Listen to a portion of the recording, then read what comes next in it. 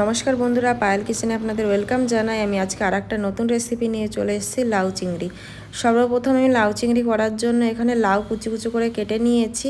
আর 250 গ্রাম আমি এখানে চিংড়ি মাছ নিয়ে নিয়েছি।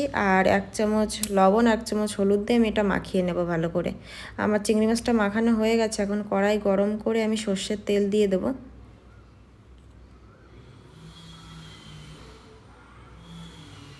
আমার তেলটা গরম হয়ে গেছে। এখন আমি চিংড়ি মাছ দিয়ে দেবো। সবগুলো একসঙ্গে আমি ভেজে উঠিয়ে নেব। এখন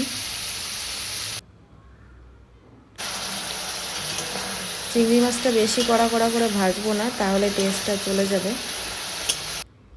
তো আমার মাছগুলো ভাজা হয়ে গেছে, এখন উঠিয়ে নেব। আর আমি একটা মশলা বানিয়ে নেব। তার জন্য কয়েক টুকরো আদা নিয়েছি, আর 4-5টা আমি কাঁচা লঙ্কা নিয়েছি, আর 1 চামচ জিরে নিয়ে নেব, আর একটুখানি জল দেব। দিয়ে আমি একটা মশলার পেস্ট বানিয়ে নেব। তো আমার মশলাটা বানানো হয়ে গেছে। এখন আমি ওই একই কড়াইতে আমি একটু সর্ষের তেল দিয়ে দেবো। সর্ষের তেল গরম করে তারপরে আমি এখানে গোটা গরম মশলা দিয়ে দেবো। এখানে একটা এলাচ, 2টো দারচিনি আর 2টো লবঙ্গ দিয়ে দিয়েছি। আর আগে থেকে কুচি করা লাউটা আমি দিয়ে দিয়েছি। লাউটা দিয়ে আমি একটু ভেজে নেব।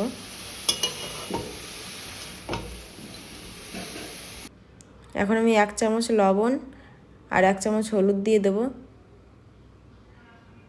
দিয়ে আর একটু নাড়িয়ে চাড়িয়ে নেব। এটাই আমি কোনো এক্সট্রা জল ইউজ করব না। দেখতেই পাচ্ছেন কতটা জল বেরিয়েছে। আর এই পর্যায়ে এখন আমি মশলাটা দিয়ে দেবো, আগে থেকে বানানো মশলাটা দিয়ে আমি ভালো করে কষিয়ে নেব। এখন আমি ঢাকা দিয়ে রেখে দেবো 5 মিনিটের জন্য।